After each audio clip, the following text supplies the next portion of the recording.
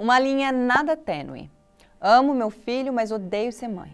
De um lado, um amor incondicional, de outro, um ódio por todo o pacote que vem junto. O trabalho físico e mental. Forte isso, né, Marida? Mas ao mesmo tempo, um debate super necessário, inclusive para acolher quem se sente assim.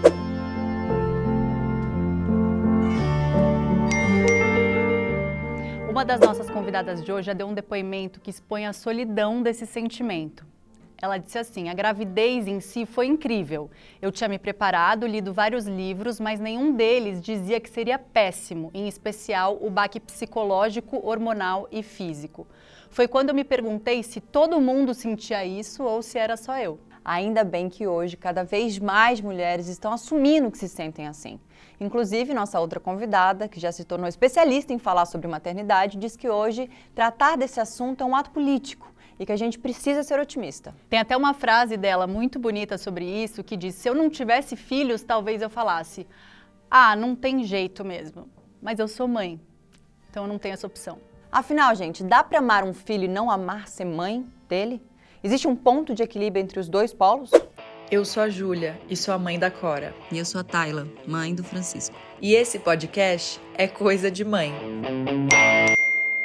Para desenrolar esse tema tão delicado, a gente recebe hoje as atrizes Mia Mello, mãe da Nina e do Antônio, que ficou em cartaz um tempão com a peça Mãe Fora da Caixa, que eu assisti, amei, e a Carla Tenório, mãe da Flor, que agora está prestes a estrear Mãe Arrependida, e o próprio título já diz tudo. Sejam bem-vindas. Sejam bem-vindas.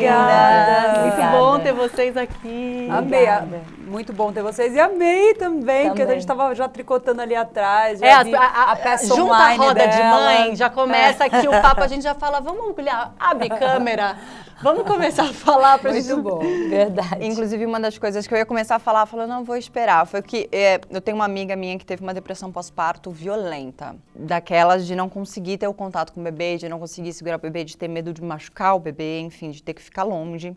E eu conheci você porque apareceu pra mim, estou falando de muito tempo atrás.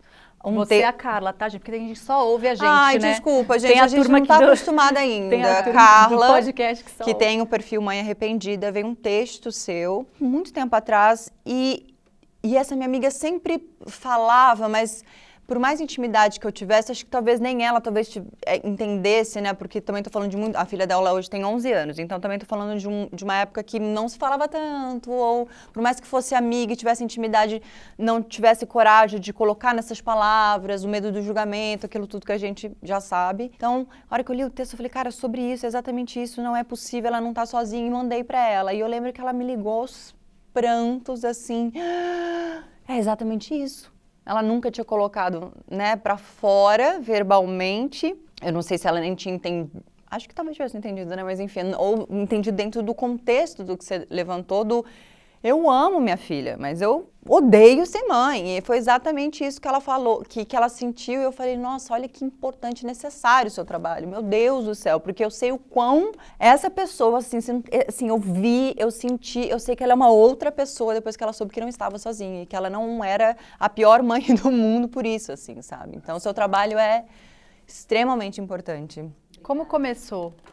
Quando eu digo que eu saí do armário, né, e me assumi uma mãe arrependida, e a decisão que eu tive, né, de falar sobre esse assunto, eu sempre soube que eu era arrependida e sempre me senti uma monstra. Porque o silenciamento que faz parte dessa construção social, né?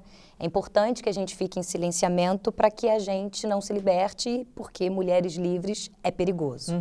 É importante para o capitalismo, para o neoliberalismo, terem filhos para consumir. Enfim, tem toda uma máquina que promove essa maternidade compulsória. Mas eu decidi, na pandemia, nos primeiros 2 meses da pandemia, quando uma conhecida se jogou do prédio com seu bebê de 11 meses no colo e ambos não sobreviveram. Ali eu falei, a gente precisa falar sobre isso. Saúde mental, Meu Deus, já era um assunto extremamente importante. Na pandemia, triplicou essa importância, né? Quintuplicou, sei lá quantas vezes, porque as crianças dentro de casa, a mãe que já era invisível ficou mais invisível. E ali eu falei, eu preciso falar sobre isso, porque eu já tinha um trabalho de autoconhecimento, apesar de todo o sofrimento que eu sentia e ainda já era sinto. mãe? Já era mãe, minha filha tem 11 para 12, vai fazer 12 semana que vem. E Mas aí nesse episódio você já era mãe? Eu já era mãe. Foi em 2020, a minha filha tinha 9 anos. Aí, e ela era, é importante de dizer que ela era branca, de classe média alta. É muito importante dizer isso, porque para uma mulher branca de classe média alta chegar nesse ponto é porque realmente deu muito ruim, né? Com todos os privilégios que tem. E aí eu criei recursos, né? E recursos, tudo. Imagina, rede de apoio, tudo. É completamente diferente, né? Claro. Importante também dizer que a maternidade preta, vulnerável socialmente, é completamente diferente. Então, meu lugar de fala é da mulher branca, apesar de que a subjetividade esbarra na preta, na branca, tem uma medula óssea ali que faz parte de todas, mas a realidade é completamente diferente. Eu decidi falar sobre esse assunto, criei um espetáculo online. O espetáculo era muito catártico, conceitual e tal. Fui para poucas pessoas, abri uma página no Instagram, mas foi só 6 meses depois, em 2021, que eu saí do armário, através de uma matéria que eu dei para a Universa, do portal UOL. Foi essa que eu vi, talvez. E aí eu crente que era eu e mais, sei lá, 100 pessoas, 100 mulheres, 200, 500, 1000 no máximo. Mas foi uma loucura. Em poucos minutos a página ganhou milhares de seguidores. Eu recebia mensagens de agradecimento, apedrejamento, fui tida como maldita absoluta. É o que a Mia estava falando no começo, né? Se ela já recebe bombardeios só por falar de maternidade real, imagina... Eu falei até, tava falando que várias vezes cito a Carla, assim, nem só porque a gente tem uma amiga em comum que fez uma peça também baseada num livro que fala sobre isso, né? Mas eu falo porque é isso, né? Se é tabu falar sobre maternidade real, que nem é mais tão tabu, né? Tem um lugar aí que a gente já tem espaço para falar sobre isso. Tem um espaço, mas o julgamento continua sendo... Exatamente. Fora que é isso. O mesmo. Eu dava uma entrevista e saía a manchete era assim, Mia Mello quer morrer. Porque eu falava, eu quero morrer, não aguento mais, não sei o quê. E era sempre assim, eles pegavam a manchete mais assim, que deixasse a mãe num lugar desconfortável, né?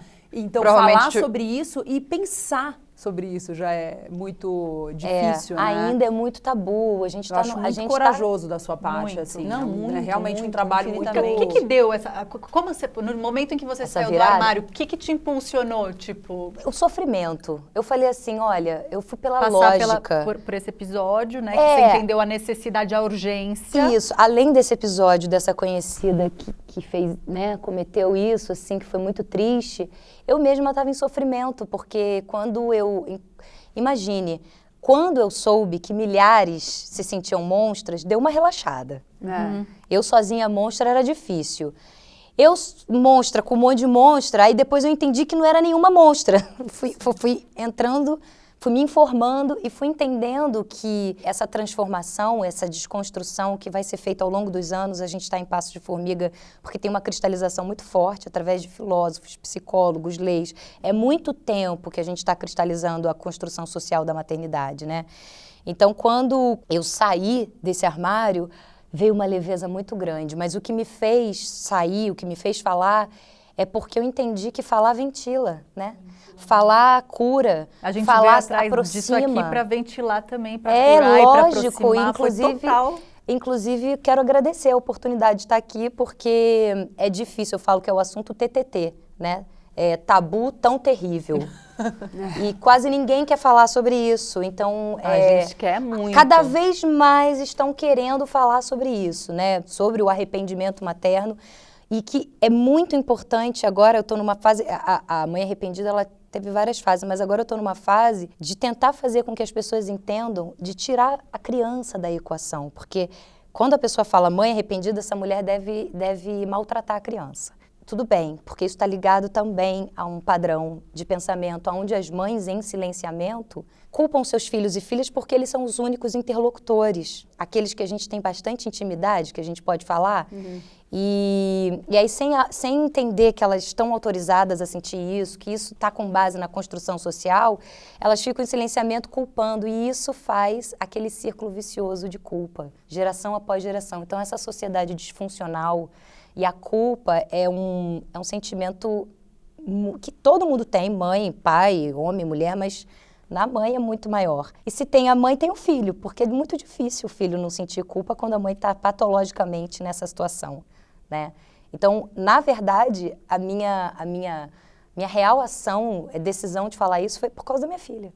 Foi para que ela tenha uma decisão E para que ela também possa, porque quando as pessoas falam assim, mas a criança não tem idade para elaborar e tudo, eu compreendo. Existem algumas coisas que realmente a gente precisa entender como falar, porque criança não tem, mas numa relação a gente cria confiança. Eu não posso mentir para minha filha. Tudo bem, o ideal seria que eu não fosse arrependida.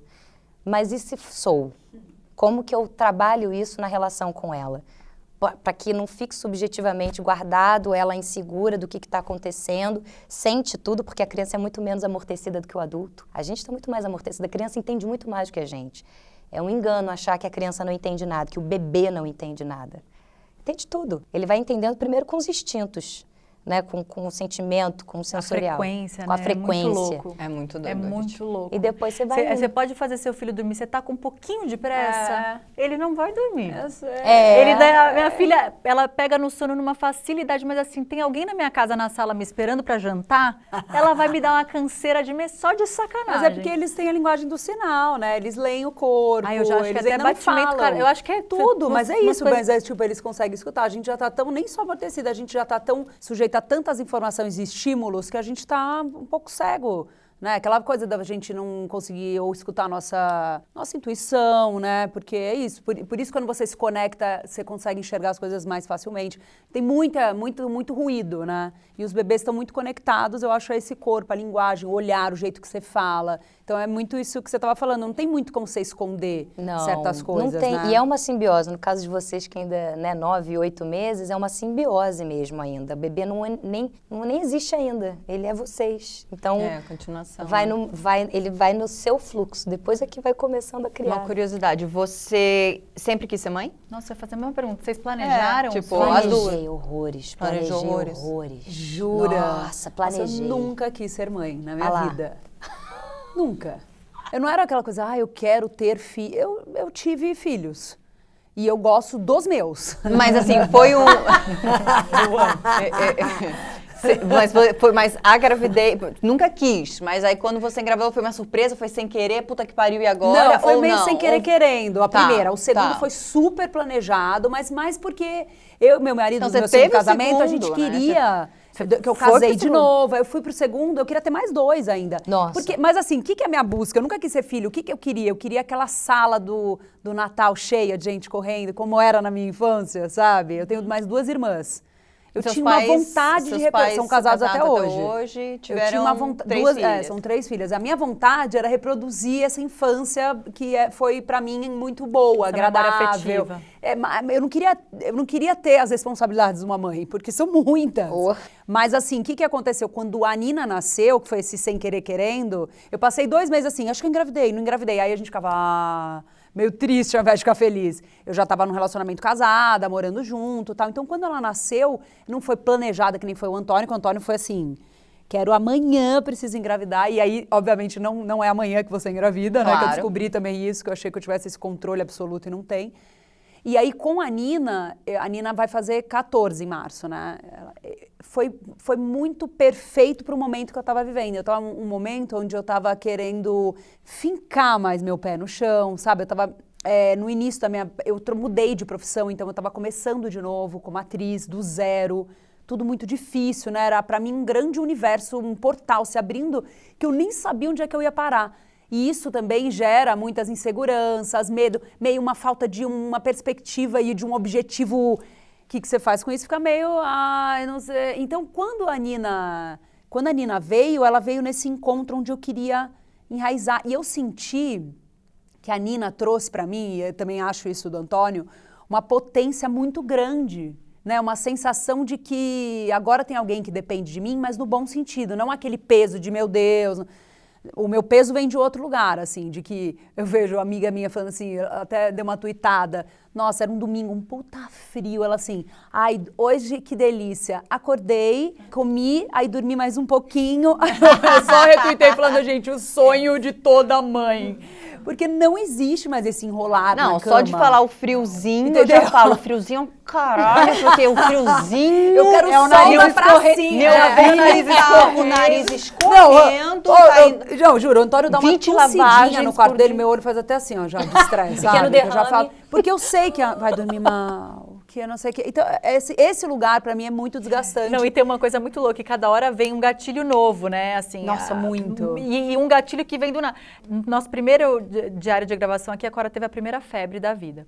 E aí eu fui falar, e eu não sabia ainda o que era. Então ela tava dormindo mal, não sei o que. Eu falei, gente, ela acordou chorando muito. A Cora não é no grupo de mães que eu tenho. Aí já...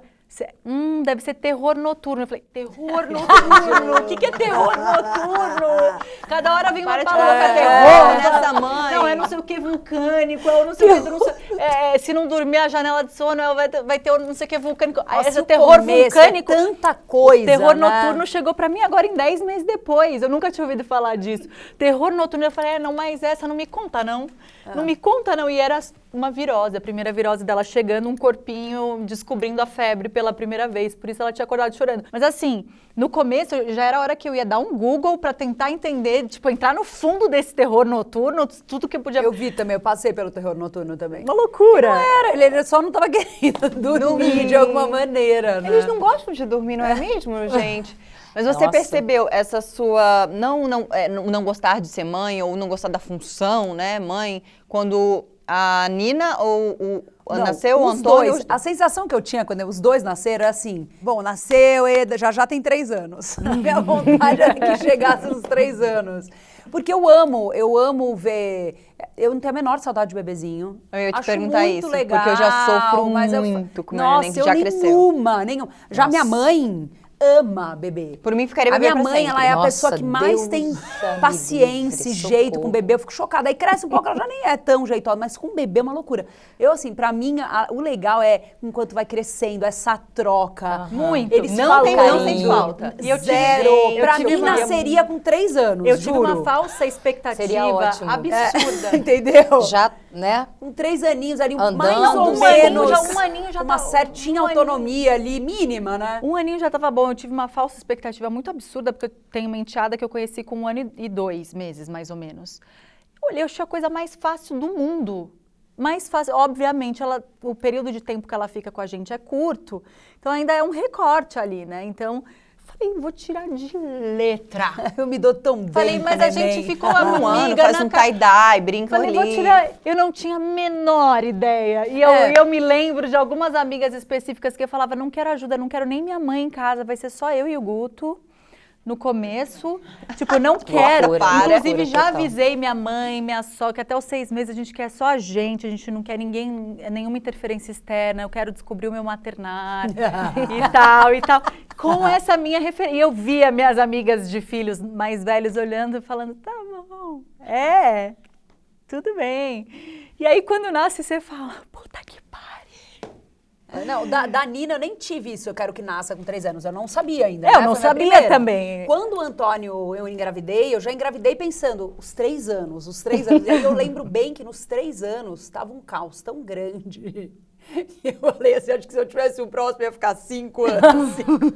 Eu já falo assim, Porque, 18. cara, Já nascer já com... Não, e assim, eu Mas sou dizem já... que a adolescência também é muito... mas eu vou te falar, já A eu sou, pré-adolescência é muito difícil, é. muito difícil. Olha, eu vou te falar que eu passei cada desafio com a Nina, minha filha, ela foi muito mais sob controle no pior da palavra, porque a Nina, ela obedecia.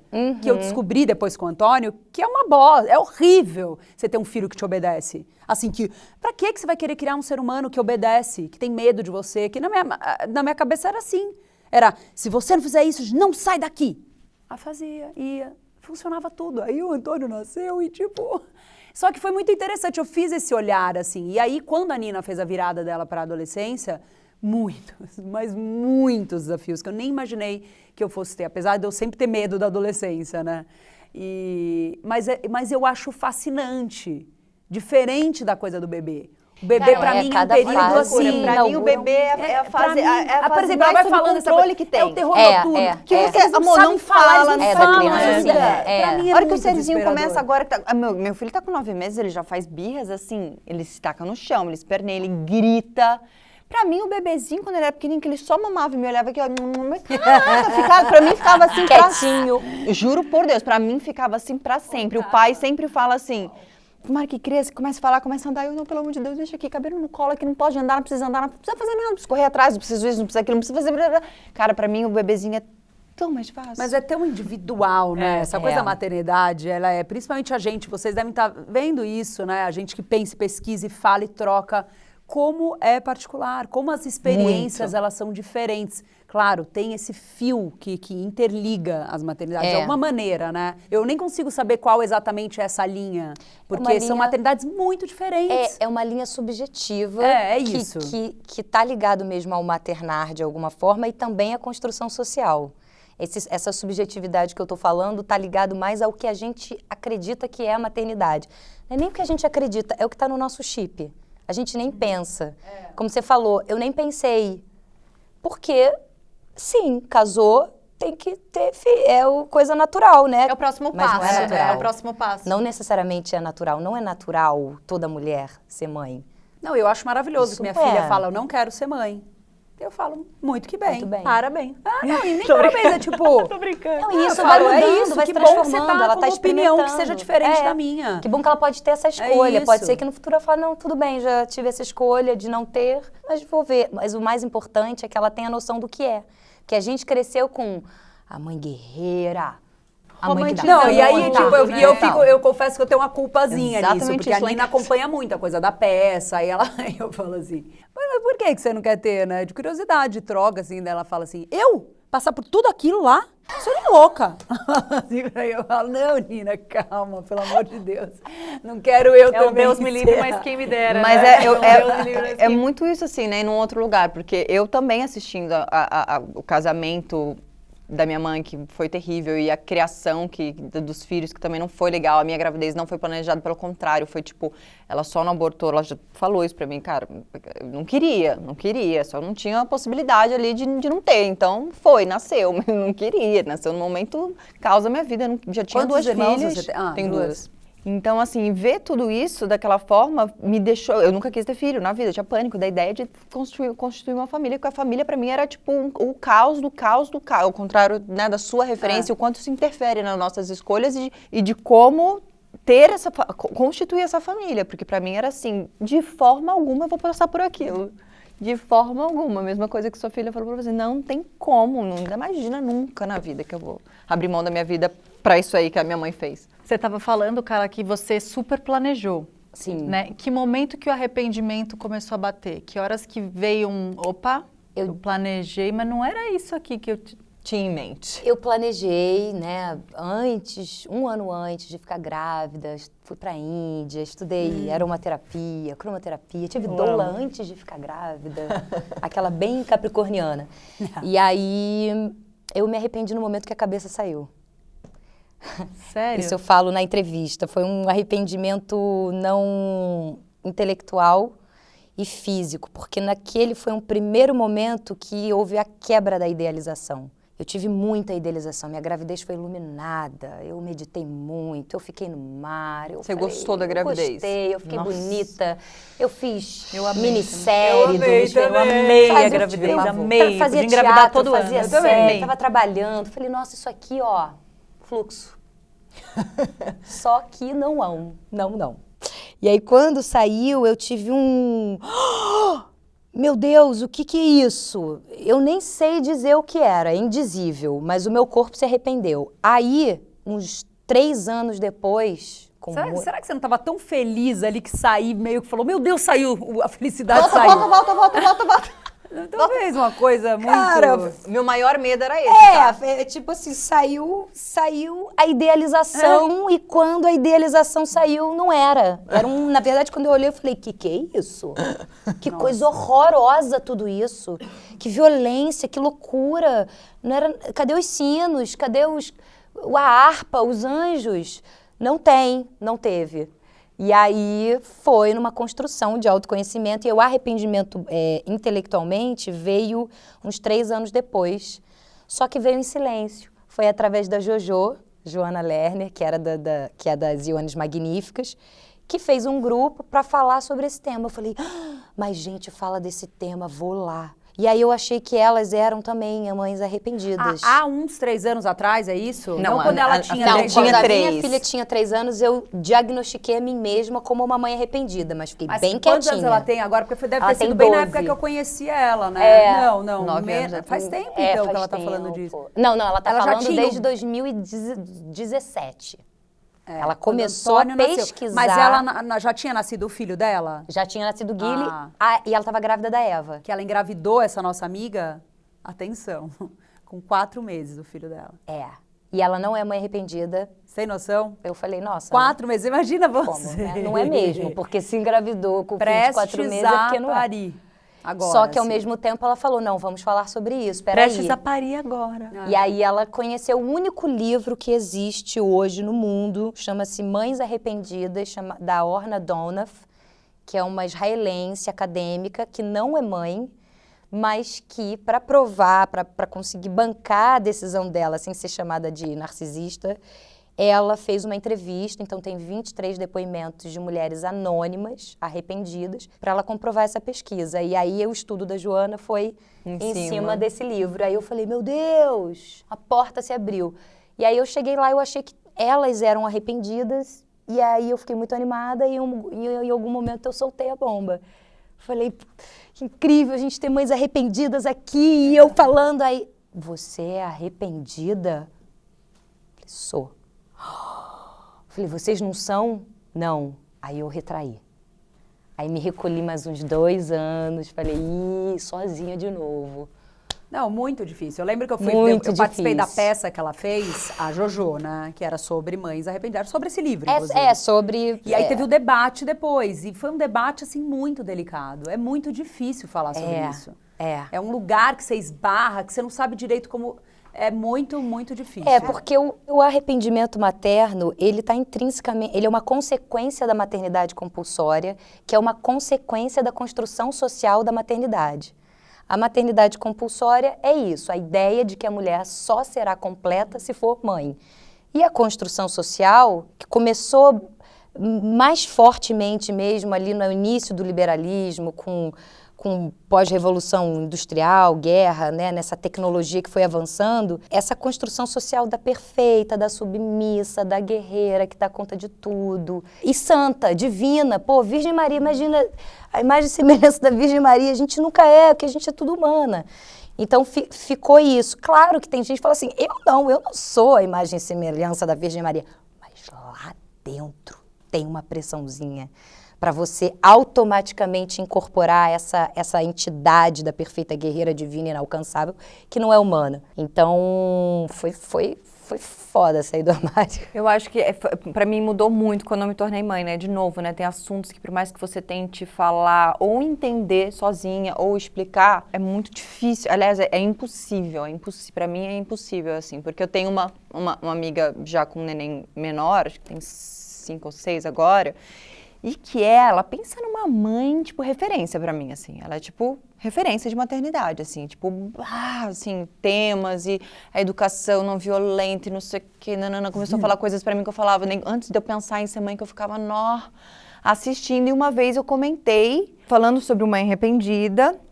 Eu falei, não, porque é mãe arrependida e tal, não sei o que. Ela falou, mas eu também sou. Aí eu falei, quê? Eu antes de ser mãe, né? Eu falei, como assim você é mãe arrependida? Tipo, você vive pelo teu filho, não, que maternidade que você quer dizer. Ela falou, não, também sou, eu amo meu filho, mas eu não gosto da maternidade. Eu repeti pra ela umas 15 vezes, eu não entendi, porque pra mim era tipo, como que aquela referência de maternidade pra mim, que tipo, vive maravilhosamente bem com a maternidade dela, aos meus olhos, podia falar que era mãe arrependida. Pra mim era, porque minha outra referência de amizade que era mãe arrependida, não vivia bem com isso. Vivia muito mal com isso. Vive muito mal com isso, com a culpa maior do planeta, e se arrasta com essa culpa. E essa minha amiga, não, também é isso. Eu fiquei assim, Cheguei a comentar com meu marido, tá? Ele falou assim, mas ela? Jura? Porque assim, foi uma surpresa. E hoje, mãe, tô falando isso antes de ser mãe, e hoje, sendo mãe, eu entendo completamente. Porque assim, se eu pudesse só ter o meu filho ali, brincar e os momentos bons e não ser mãe no resto todo, eu não seria. Eu não gosto de marcar vacina, eu não gosto de ir no médico, eu não gosto que fique doente, eu não gosto de não dormir, eu não gosto, entendeu? Então, assim, hoje eu entendo completamente, mas, de novo, né, um lugar que você realmente só entende passando, né? Depois que você se torna mãe e consegue entender um pouco mais desse universo, né? E essa questão de eu bancar, de dizer, tem muitas pessoas que tentam me salvar. Eu também sou uma mãe, eu costumo dizer que eu sou a perfeita mãe de merda. Que eu sou essa mãe perfeita, pari em casa, com parteira, comia placenta depois, igual uma mãe divina. Depois também. A minha filha foi desescolarizada, educação parental, comunicação não violenta, fiz tudo, sabe assim, pessoa vegana, toda no molde da idealização. Isso já dá aquele corre, aquela exaustão que faz parte também do arrependimento. As mulheres que têm um perfil de mais perfeccionismo tendem as mulheres mais relaxadas, que tem, sabe? E você vê claramente que tem gente que tem o dom do maternar, né? Isso. Que ama fazer aquilo. Não é o meu rolê, definitivamente, assim. Eu amo os meus filhos, a troca que a gente tem, uma construção, mas eu acho assim, uma coisa pauleira de ser feita, é muito difícil e é muito a longo prazo. Meu pai que fala, que eu acho maravilhoso, filho é bom, mas dura. E às vezes eu mando umas mensagens pedindo alguma coisa e ele só responde assim, dura, Muito bom, até hoje, eu dou trabalho pros meus pais, sabe? É um inferno, é muito. Sim. E você pensa, quando eu paro pra pensar, não sei o que assombra vocês, o meu é educação. Eu falo, meu Deus, eu tenho que formar um ser humano. Isso é um ponto sabe? importante. Sinto que eu sou cheia de defeito, problema e Tanta coisa que eu ainda não descobri. Como é que eu vou fazer pra ser uma pessoa boa, pra esse ser humano virar uma pessoa decente? Nossa, isso pra mim Por isso que eu preferia que ficasse o quê? Bebezinho, entendeu? Pra sempre, né? Não, e aí vira as questões do início da maternidade acabam ficando tão de lá atrás, pequenas, né? Você fala, não, passou, agora o negócio parece uma coisa assim que é pra sempre, né? A coisa da educação. Nossa, é muito difícil você pensar a longo prazo, as responsabilidades que você tem como mãe. E essa questão da educação é super importante, porque é isso, né? Dentro dessa construção, desse romantismo, ninguém pensa muito na educação. A mulher, o que vem primeiro é a família, a união do casal, a felicidade do lar, alguém para cuidar de você na velhice.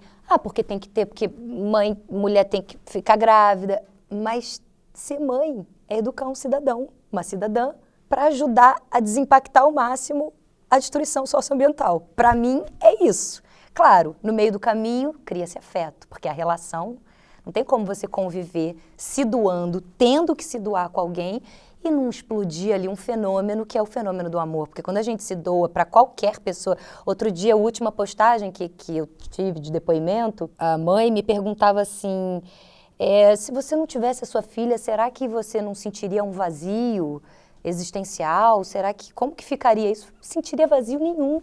Você estava falando que as pessoas tentam te salvar, né? Elas tentam me salvar. Imagino que seja uma constante.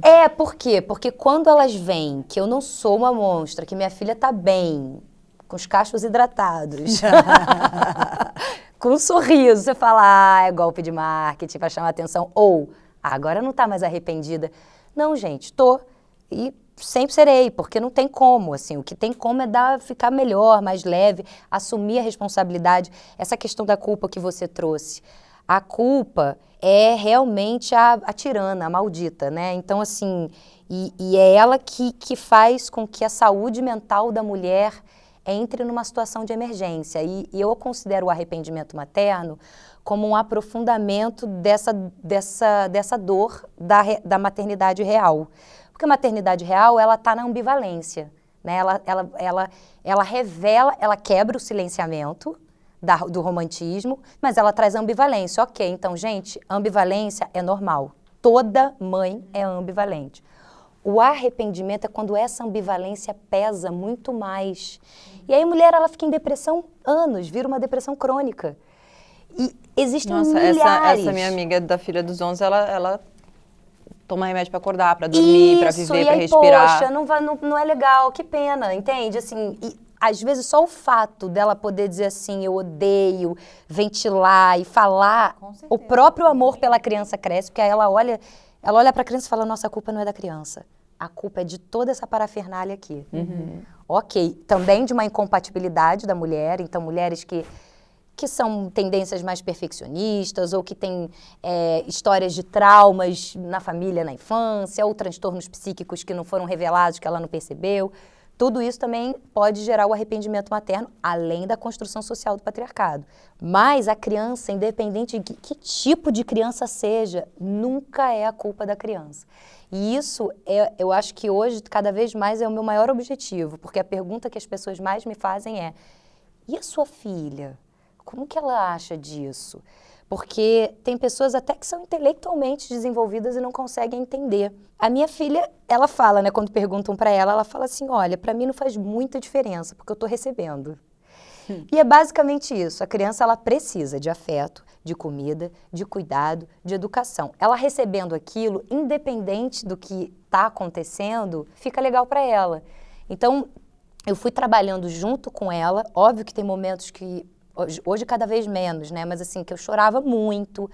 Mas toda vez que eu entrava nesse momento de, meu Deus, acabou a minha vida. Acabou para sempre.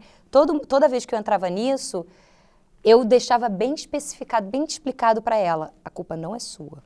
E eu acho que é isso que eu quero passar para as mulheres na página, porque muitas culpam seus filhos e filhas. Isso é muito grave, porque a gente vai patologizando a nossa geração. Isso é muito grave, entendeu? Então, eu acho que o arrependimento, ele e também contempla as mulheres que não querem ter. E você quer saber uma coisa até mais rasa do que o próprio arrependimento, que é muito, eu acho muito prejudicial para a mulher e para a mãe, a coisa do amor incondicional, que é estabelecido. Então, quando você for ter teu filho, vai ser uma explosão de amor.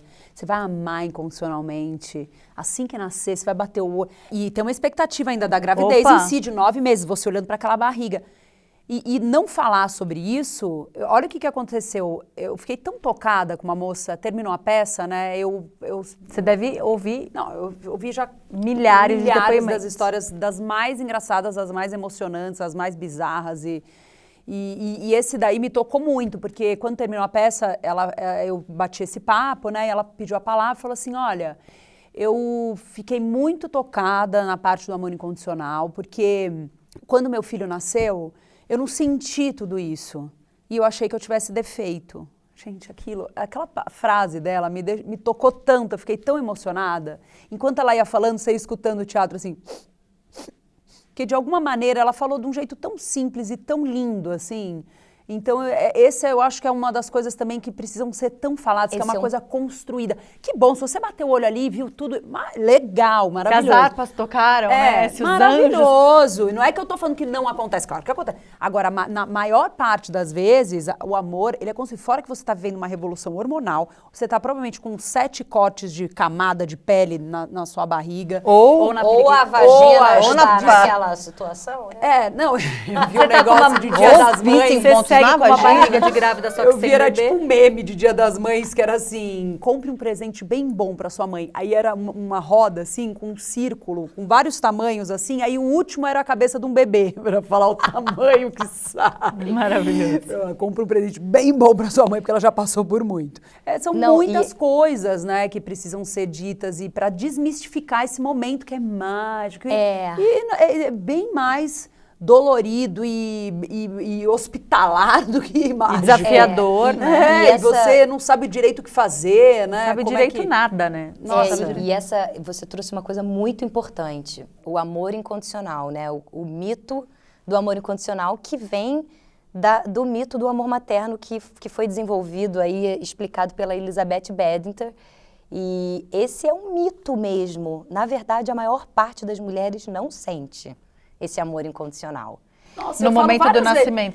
Quando a gente fala do amor incondicional... É um ser completamente estranho que acabou de sair da sua vagina ou barriga. E existe um arrobo psíquico. Você nunca viu.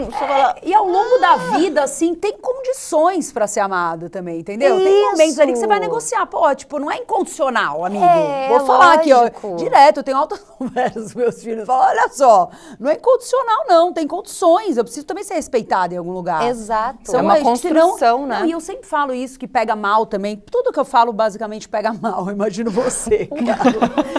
Mas tudo que eu falo, mas eu sempre falo isso, cara, eu em primeiro lugar, muito. Lógico. Eu em muito primeiro Você já lugar. deixou de falar coisas... Não, mas eu me arrependo na hora.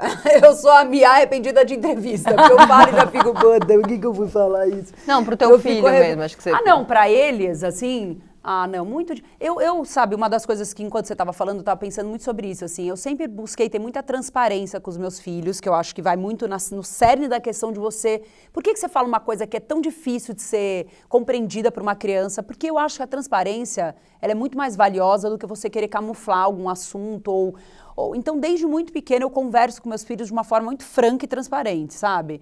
E sou do tipo, eu achei muito bom que alguém falou assim, nossa, que lindo, as pessoas, o pai pede desculpa, né? Os pais pedem desculpa pros filhos, tipo assim, querendo dizer que na infância dele, um pai e uma mãe nunca pediram... Eu achei muito curioso, pra mim... Nunca ouvi um pedido de desculpa na Não, minha. pra mim, eu fiquei chocada, porque assim, o que eu mais faço é pedir desculpa, porque eu acho que até uma ferramenta, assim, que me permite fazer de um tudo. Então, eu não sinto em nenhum momento que eu falei uma coisa... Porque é sempre muito falado lá em casa, olha só, errei aqui, achei que eu tava hiper nervosa com outras coisas, você fez isso, eu me irritei. E agora, como a Nina tá maior, né, eu tenho trabalhado muito uma coisa assim, olha só, não vou falar com você agora, que agora eu tô muito nervosa, com raiva de você. Eu acho que você fez com uma boa intenção, mas tô com ódio, então não vou falar agora. Vou esperar eu me acalmar, pra tentar... Eu tenho assim com a Flor, eu falo assim, quando começa eu falo gatilho, gatilho, gatilho, gatilho. É uma boa aí ela você avisar, né? Aí ela dá aquela saída, Não, que vai essa rolar um última gatilho. da Nina, assim, eu fui buscar ela pra ir pro médico. A gente tinha um horário cronometrado. E aí, há pouco tempo, eu dei pra ela permissão permanente pra sair sozinha da escola. Aí eu mandei pra escola, com muito orgulho. E eu copiei o culto ela, com muito orgulho que eu deixo a liberação pra Nina em qualquer dia. Aí a Nina mandou uma mensagem, mamãe, por que você mandou aquele e-mail pra escola? Foi aquela coisa de orgulho. E aí foi mó linda a escola, falou, estamos muito felizes com essa vitória. Tipo assim, é muito lindo. Assim. Aí, enfim, corta para, a gente tinha médico, tinha que voar, eu tava atrasada, tinha trânsito, era sexta, chovendo. Falei pra ela, Nina, fica... E ela tava muito conectada comigo. Não, tô na porta, tô aqui, vai dar certo. Aí ela chegou uma hora pra mim e falou assim, você quer que eu vá descendo a avenida? Que faz aquele trânsito de carro de escola. Falei, beleza. Que sabia que ela queria usar esse passe livre dela, de poder sair. Beleza. Só que aí ela foi, não é que ela desceu a avenida, ela desceu e andou quilômetros da onde ela achou que eu estaria vindo. Quando eu cheguei na escola, olha aqui, eu fui super devagarinho a avenida, nada de Nina, nada de... Aí eu fui chegando na porta, nada, Nina atrasada, aí eu mandando mensagem, ela não respondia, porque ela estava andando quilômetros de distância. Aí um dado momento ela atendeu, eu falei, onde você tá? Ela, eu tô na padaria tal. Eu falei, meu Deus, você tá quilômetros, aí eu estou na porta da escola. Já querendo matar ela, mas sabe, boa intenção da parte dela. A hora que ela entrou no carro, eu queria matar ela. Matar, pra falar, cara, você não tem capacidade de entender que a Vene... Mas eu falei, pra quê? Pra que eu vou falar? Porque eu tava com ódio. Respira 20 vezes. E foi bom, assim. Eu falei pra ela exatamente isso. Ó, achei que sua intenção foi boa, mas atrasou. Entendeu? Na próxima vez vamos rever isso aí. Mas é um desafio, assim, diário, de como falar, o que falar. Quem vocês eram antes e depois da maternidade? Dá pra fazer um comparativo? Oi! Tão com tempo? Tem quanto tempo a gente tem? Algo, assim, Quem muito... vocês eram e quem vocês são hoje? Depois de tantas descobertas. Eu era muito outra coisa. Eu tenho essa coisa da liberdade, do tempo. A coisa que encurtou e que desapareceu e que se misturou e que se confundiu foi a sensação de liberdade e do tempo, né? Eu era muito viajante, muito mochileira, independente. E hoje eu preciso estar aterrada, eu preciso estar num lugar. Existe a escola, todos os dias eu sou mãe solo, então eu, né? E aí eu escolhi por não ser uma mãe mochileira. Eu até fui. Ela foi desescolarizada mais ou menos até uns 8 anos. Então a gente ia, ficava 3 meses em Alto Paraíso, Índia. Quando ela cresceu, eu entendi que precisava sistematizar, porque eu não ia morar no meio da floresta. E para isso ela precisava entender da Matrix. Aprender, fazer escola na Matrix. E foi ótimo, porque ela teve esse primeiro momento, bicho solto, completamente selvagem, e agora ela está sistematizando. Há 4 anos ela já está, tá dando tudo bem, tá dando tudo certo, mas eu sinto que eu perdi a liberdade mesmo. E o meu prazer hoje, ele está muito ligado, em relação à maternidade, à relação que eu tenho com ela. E essa confiança é o que me dá mais prazer, porque é impressionante. É igual o relacionamento, gente. Quanto mais quanto mais confiança você passa, quanto mais transparente, quanto mais parceria, mais aquela pessoa te ama. Porque ela não se sente... Uma das coisas que eu lembro na infância, eu amo minha mãe é maravilhosa. Foi aquela mãe em construção social perfeita, em casa, dona de casa e tudo. Mas ela zoou o rolê várias vezes, né? E uma das coisas que eu sempre quis muito é essa transparência. Porque tem uma coisa que é importante de falar, que é o duplo vínculo. Na psicologia, quando a criança chega e fala assim, a mãe tá com raiva dela, né? Tá deprimida, qualquer coisa. A criança vai e fala assim... Mãe, aconteceu alguma coisa? Aí a mãe fala, não, porque ela tem aquela construção de que a criança não entende nada, tem que esconder da criança. Não aconteceu nada. Aconteceu alguma coisa? Mas eu tô assim, é comigo? A mãe diz não. E quando é, o que acontece? A criança começa a se confundir, não acreditar no que ela tá sentindo. Porque ela tá sentindo que a mãe não tá afim dela, tá com raiva dela. Só que a mãe, que é a rainha, a deusa, a dona da verdade, está dizendo que está tudo bem. Então, ela acredita mais na mãe do que nos próprios sentimentos. Isso gera uma patologia futura, que é você ficar insegura. A síndrome da impostora, autodepreciação. Nossa, gente, mais uma sessão, um negócio aqui que terapia, isso assim. é o duplo vínculo. E aí, Fios se conectando. Isso, e aí por que eu falo pra minha filha? Porque... Eu vou ter que assistir esse episódio de... Apesar de ser difícil, eu prefiro que ela saiba da verdade, porque ela vai lidar com aquilo. E ela vai crescer sabendo que o que ela está sentindo é o que ela está sentindo. Então, essa transparência... Claro, você tem que saber falar com a criança, é diferente como você fala para o adulto. Então, fui conversando pouco a pouco. A partir de 8 anos que eu fui começando a tocar no assunto do arrependimento. Até porque ela está convivendo comigo, ela está vendo que eu não estou feliz com aquilo. Então, eu não tenho como falar, não, tá tudo bem. Que é o que muitas mães fazem e faziam. Então, a partir disso, ela vai crescendo firme nas convicções dela e deu treta, ela lida com a treta dela. E isso fortalece, porque a treta sempre vai vir, os traumas vão vir, não tem como. De mãe arrependida ou de mãe perfeita, não existe uma pessoa sem trauma, desculpa. Não existe não mesmo. Conheço. E o trauma é isso, é a maneira como a criança, como aquela entidade, aquele ser humano vai lidar com aquela experiência. Às vezes a pessoa tem trauma porque quis mostrar o desenho para a mãe estava trabalhando, não teve tempo, foi um puta trauma. Às vezes a pessoa apanha, é ruim, é difícil, é violento, mas a pessoa não leva aquilo como um trauma. Então é muito subjetivo a forma como o trauma vai ser introjetado dentro de cada pessoa. Mas essa história do duplo vínculo é uma das coisas mais importantes que me fez falar com a Flor. E eu percebo hoje ela essa pessoa que é muito bom não se sentir enganada, né?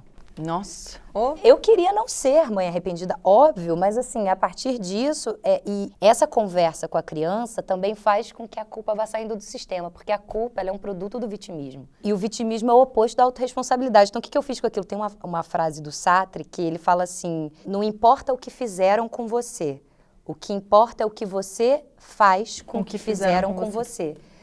Então eu falei, ok, patriarcado, construção social, me ferraram. O que eu vou fazer a partir disso? Então foi por isso que eu trouxe a Mãe Arrependida, para poder também sair desse vitimismo, porque uma das coisas que eu sentia, injustiçada, que culpa, meu Deus, o mundo esqueceu de mim, eu falei, não, isso aqui não tá certo, eu não vou sair daqui. E aí atravessei, então de que forma eu pude tratar desse assunto, né? E hoje eu vejo, assim, mulheres que não sabiam que isso era possível, procurando psiquiatra, procurando psicólogo. Os agradecimentos, em geral, são assim, pô, obrigada, eu não sabia que eu não era uma monstra. E isso é muito maravilhoso, gente, porque isso traz uma possível leveza, A gente fala né? muito aqui, e foi aqui que eu entendi que isso existia, porque na minha cabeça não fazia sentido, que as mães mentem muito umas para as outras, em coisas bobas. Tipo, ou sérias meu filho ou dorme no...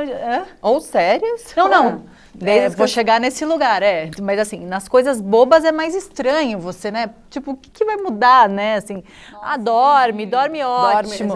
Meu filho... tipo, sei lá, você não quer expor nenhuma dificuldade, nenhum desafio, sei lá, um desenvolvimento atrasado, o tempo de cada um, qualquer coisa. E aí, aqui foi que eu fui me dar conta que sim, que é muito comum, ouvindo depoimentos de outras mães que vêm conversar com a gente, que é muito comum que existe, né, nesse matrix todo, no mundo da maternidade que a gente mergulha quando acontece. As pessoas mentem, as mães mentem, elas se defendem mentindo, elas têm vergonha, sei lá, seja qual for o motivo. A maternidade é muito dolorida de ser falível. A gente quer, é um lugar muito difícil de a gente assumir erros. Porque fala, né, muito sobre... É um lugar muito sacro, né? Infelizmente, Muito. é isso que ela porque falou. tá proibido. E aí você tá imagina proibido, assim, Então gente, fica uma a coisa gente- assim, imagina que eu vou falar que eu errei, que eu não, tô cara, cansada, não. que eu odeio meus filhos, tem dia que eu quero Não, matar aí eles. é aí que eu ia chegar, assim, se as pessoas já mentem pra falar quantas horas o seu filho dorme à noite, ou se você deu chupeta ou não, ou se as pessoas já escondem isso, mentem, imagina para essa mulher que se sentia dessa forma,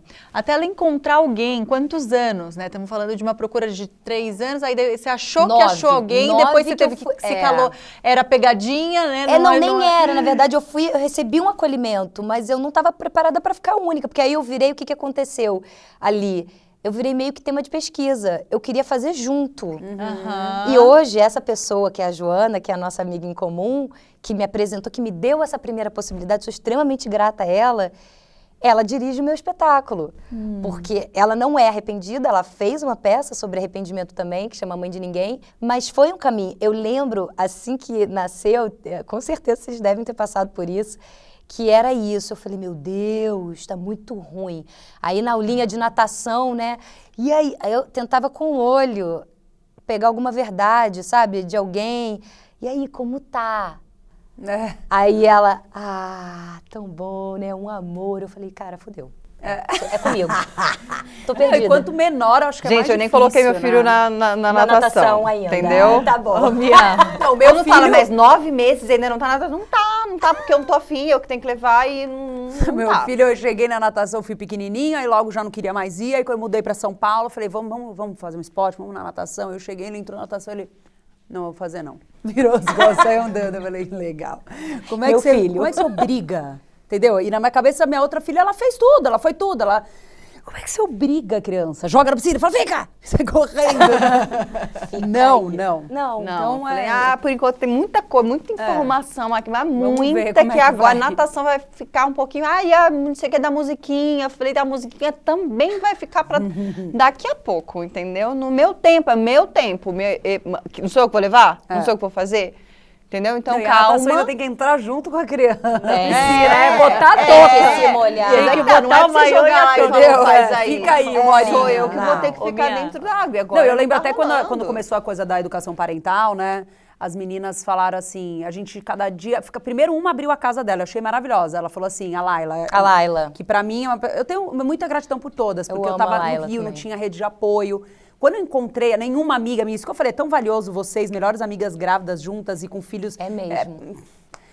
Eu não tenho, minhas amigas são solteiras, sabe? E as que têm filha são em outras épocas, eu sinto muita falta dessa troca. Então, essas meninas do Rio foram famílias que me acolheram num lugar tão especial, e todas nesse lugar da maternidade real. E aí, a primeira mensagem que eu recebi foi assim, olha, a gente vai se reunir, vai ser das 2, tem que ir embora às 5, eu não vou servir nem água. Achei aquilo tão genial, porque ela viabilizou, porque, imagina, eu até queria chamar alguém, mas pensar que eu teria que servir 5 mães, eu nunca ia chamar ninguém. Então eu achei ela gênia. Sim. E aí começamos a ir na casa dela, e depois da casa dela virou, vamos na casa dela e outro dia em outro lugar. E parará. E aí virou uma coisa assim, vamos fazer uma creche parental mesmo? E aí cada dia na Eu faço casa de isso. alguém. Aí eu faço falei, isso. não. Eu falei, eu vou ter que sair, porque tô amando, mas eu não aguento receber na minha casa, eu não quero. Eu faço quero na minha casa, deixar esquece. num lugar A aula e da minha depois casa. eu pego. E que lindo que foi. E aí deu, sei lá, nem 15 dias as migas. Não, a gente repensou, vai ser num lugar só.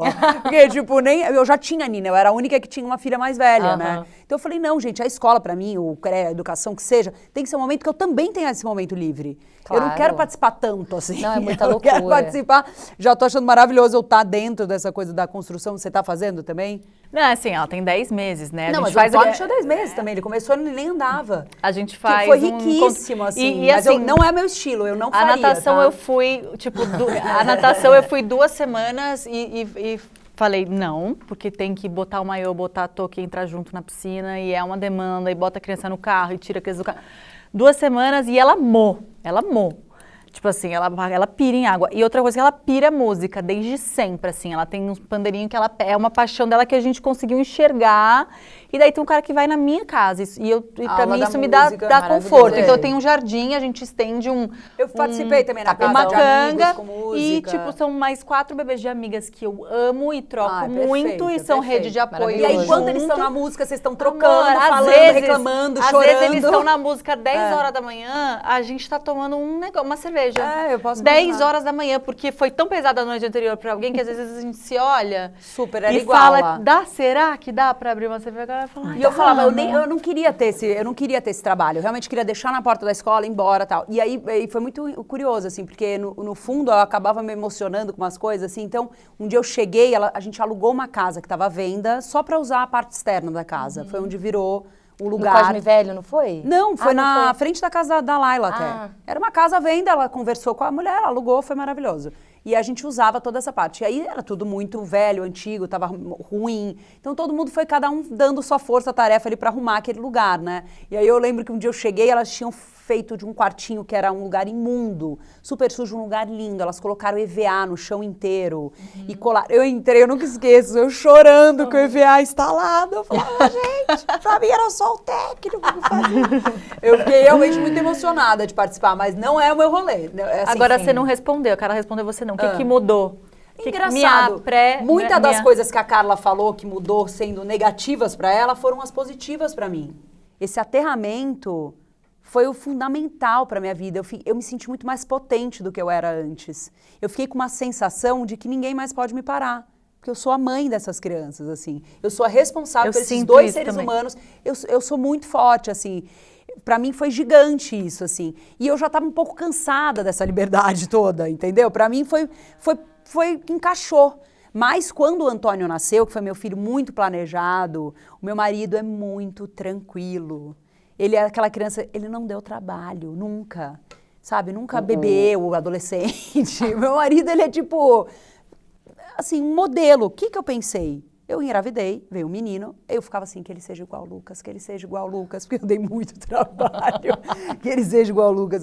Quando nasceu, a primeira coisa que eu falei, gente, ele é lindo, ele era a cara do Lucas. Aí na minha cabeça, assim, tava tudo resolvido. Ele vai fazer USP, gente. Entendeu? Meu marido fez USP, vai dar tudo certo. Muito bom. E aí não foi nada certo, nada, nada. Era uma criança que não se acalmava quando chorava, eram choros assim, horas. Eu vejo amigas minhas, solteiras, que comentam, tem até um apelido que ela deu pra vizinha de cima, pra filha da vizinha de cima, é um nome da menina em diminutivo, não vou falar pra enfim, a fulaninha. Mas ela fala assim pra mim, ela chora horas. E eu sei, cara, eu sei, eu tive um filho exatamente assim, eu não posso julgar nada, eu sei exatamente. E eu ficava assim, eu morava numa avenida no Rio. Eu amo na então peça. Então eu ficava assim, tipo, segurando ele, torcendo pra que passasse um caminhão. Porque era uma das únicas coisas que tirava ele desse transe. De chorar, de chorar. Foi uma criança... E assim, eu tive uma rotina muito maluca. Eu fui fazer uma peça, eu fui fazer uma turnê de teatro durante 6 meses. Dos 2 aos 8 meses. Todos. Como? Os finais Você de levava, semana. né? Não, mas Todos. ela levava. Sendo que cada caos. dia eu ficava num lugar. Não é que eu ia pra Salvador, eu ia sexta pra Salvador, eu ia sábado pra Feira de Santana. Meu eu ia Deus, mulher. Não, mas assim, realmente eu não falo com nenhum orgulho. Aliás, foi uma das coisas que assim, eu tenho certeza que Não, eu não fiz tô nem muito falando do mais. lugar de orgulho, eu tô falando como você conseguiu. Não sei, eu não consegui, só que eu tinha um comprometimento enorme com o meu trabalho, eu não ia desistir. Não tinha nem essa palavra, desistir. E eu não aguentei, eu morri, assim, eu acho que eu passei metade dessa turnê morta por dentro. Foi muito além do que eu poderia suportar. Meu Deus. E eu queria morrer. E foi maravilhoso que eu saquei muito rapidamente que eu tava mal. Saquei muito rapidamente, não, mas em algum momento porque eu fazia tudo muito de bicicleta, eu morava numa ladeira. E aí eu lembro que a sensação do vento no rosto sempre foi uma coisa muito simples e que me trazia muito prazer, muita... Ai, obrigada, Deus, a vida é linda. A descida pra mim, a subida já não. E aí eu lembro que eu comecei a fazer as coisas de bicicleta e eu não sentia nada. Eu descia aquela que normalmente era sempre ai, meu Deus, é boa, a vida é boa. E nada, cinza. Aí eu falei, cara, eu tô péssima, não é que eu tô mal. Mas óbvio, eu tô péssima porque eu devia estar provavelmente numa depressão pós-parto, além de tudo. Porque o Antônio tinha dos 2 aos 8 meses. Eu fiz introdução alimentar em hotel. E eu tinha que descer com ele pra falar, gente, nem sal, por favor. Porque você fala pra pessoa não pôr nada, vou pôr só um salzinho, porque... E eu falava, nem sal. Desci, eu fui esses dias pra Campinas fazer peça, eu desci no refeitório, chorei, vendo as pessoas, lembra de mim? Ofa, mãe! E aí Antônio senta na mesa, tem salame? Falei, puta, eu juro, virou isso. Agora pode sal. Foi o sal que você colocou. Ele, juro, ele mandou tem salame? O negócio inteiro começou, ai, gente. Não, isso é Desespero. muito importante também de trazer, né? Outro tabu, que ainda é tabu, por mais que não pareça, que é a depressão pós-parto. Super. Se você é mãe, se você acabou de parir, se a coisa tá meio esquisita, não duvida que pode ser depressão pós-parto. É muito perigoso. É muito perigoso. Essa conhecida estava com uma depressão e Silenciosa, assim, não sabia. silenciosa porque, por exemplo, a minha depressão pós-parto, ela foi psicose pós-parto. Qual a diferença? Existe a Baby Blue, que é uma reorganização dos hormônios, o que é natural, e aí existe uma evolução, que é a depressão pós-parto, e existe a psicose pós-parto, que é a responsável pelo infanticídio. Não sempre, mas o Infanticídio, é a primeira vez que eu ouço essa palavra. Eu também. Esse é um tema que eu vou trazer Eu depois, porque, na verdade, o tema que mais me interessa é esse, mas ainda é muito tabu. Então, eu comecei pelo arrependimento. Existe uma especialista aqui no Brasil, além da Vera Iaconelli, que é a Bruna Angotti, que é uma advogada, professora do Mackenzie, que me ajudou muito nesse sentido, porque quando essa conhecida cometeu infanticídio, que a gente chama que é o infanticídio compassivo, porque a mãe, na verdade, ela quer morrer, ela se suicida, mas ela, igual Medeia, ela não pode deixar aquela criança, porque ninguém vai cuidar daquela bebê como a mãe, na cabeça da mulher quando está nessa situação. E aí ela precisa levar a criança, porque ninguém vai cuidar da criança. Então, na verdade, ela leva a criança por compaixão, dentro dessa patologia, óbvio, né? Essa patologia, porque assim, essa minha amiga que eu te falei, que tem a Neném Jones, ela não podia ficar sozinha com a criança, porque por diversas vezes ela queria matar a criança. Isso. A mesma... É a mesma coisa, só que aí o que acontece? A depressão pós-parto, quando a mulher se larga, não toma banho, larga a criança, é mais fácil de ver. A família olha e fala, tem alguma coisa errada.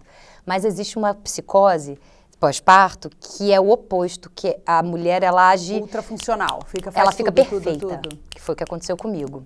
Ela não para, ela faz tudo, nada fica por fazer.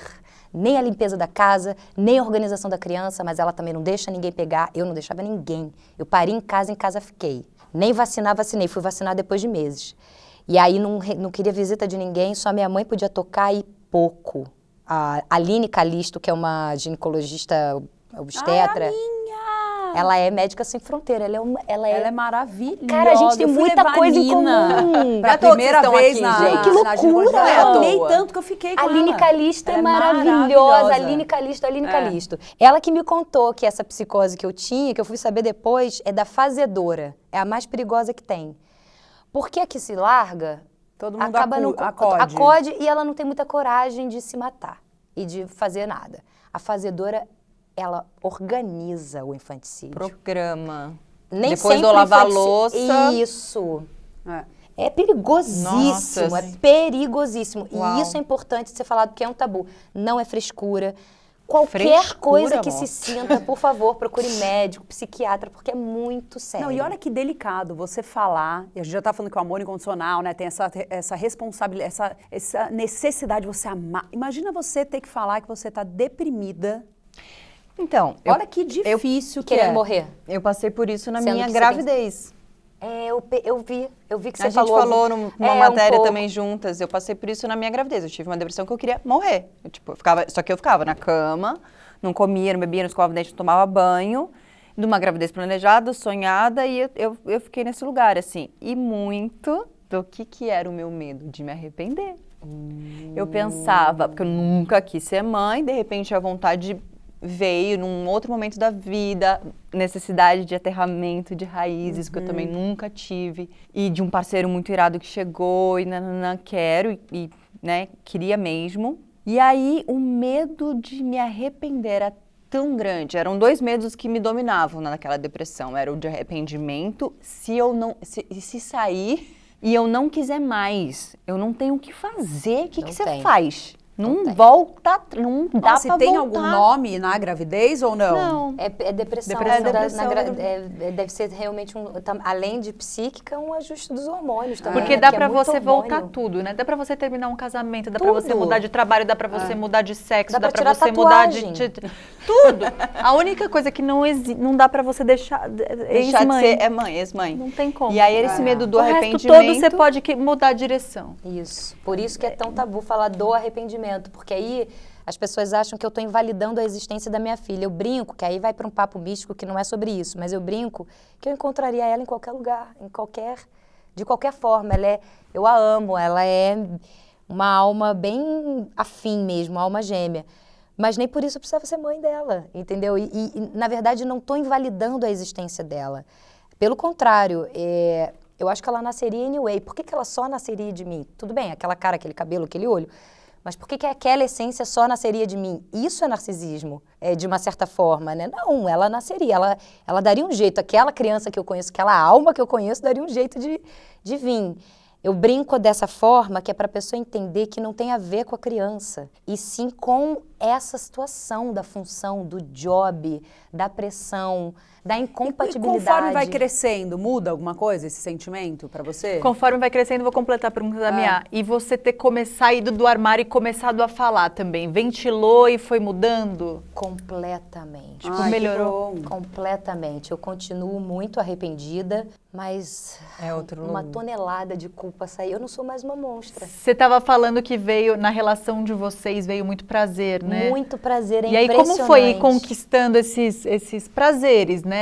A gente no meio de tanto arrependimento. A gente sempre foi muito amigas, mas a partir do momento em que eu parei de me julgar e entrou uma leveza maior, a gente entrou numa relação de amizade muito grande, e eu percebo a inteligência emocional dela. Ela tem uma inteligência emocional que eu acredito que seja dessa troca, dessa confiança. E eu não sentia prazer nenhum de nada, gente, nada. Acordava e dormia sofrendo. Hoje eu já sinto prazer várias vezes, em várias coisas, entendeu? Então, e quando eu vejo uma mãe que me manda uma mensagem dizendo muito obrigada, estou muito melhor, mais feliz, eu vou curando um pouco mais dessa dor, mas ainda dói bastante. Não posso E imagino mentir. que deva ter te paralisado em várias outras coisas durante muito tempo. Completamente, você foi perfeita agora, porque a culpa, a consequência da culpa é a paralisação psicológica, porque você fala assim, o tempo cronológico tem 24 horas, um monte de mãe, a mãe consegue amamentar, fazer peça, viajar, tudo bem que ficou mal, mas conseguiu. Enquanto que psicologicamente a mulher que está nesse lugar de arrependimento ou de depressão, ela fala assim, não tem como, não tem como, não tem como, não tem como. E tem como, né?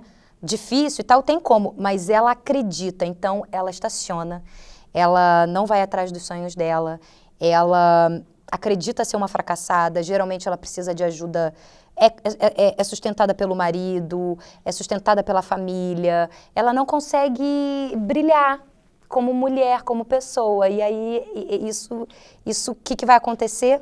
Automaticamente ela vai culpar aquela criança, por sua culpa, Parei meus sonhos. eu parei meus sonhos. Eu parei minha Isso vida. é que é nocivo demais. A gente precisa interromper isso. A gente precisa interromper. Para a criança crescer e falar assim, não, isso aqui é o rolê da mamãe, o meu tô livre. Que é igual como a Nina, filha da Mia, tá indo. Ela tá no rolê dela, não quero. Se ela quiser crescer e falar quero, ela vai dizer quero. É dela. Você deu essa opção, você mostrou, né, com a peça. Apesar de ser muita desgraça, você mostrou isso, né? E como é que dá conta de tudo, Mia?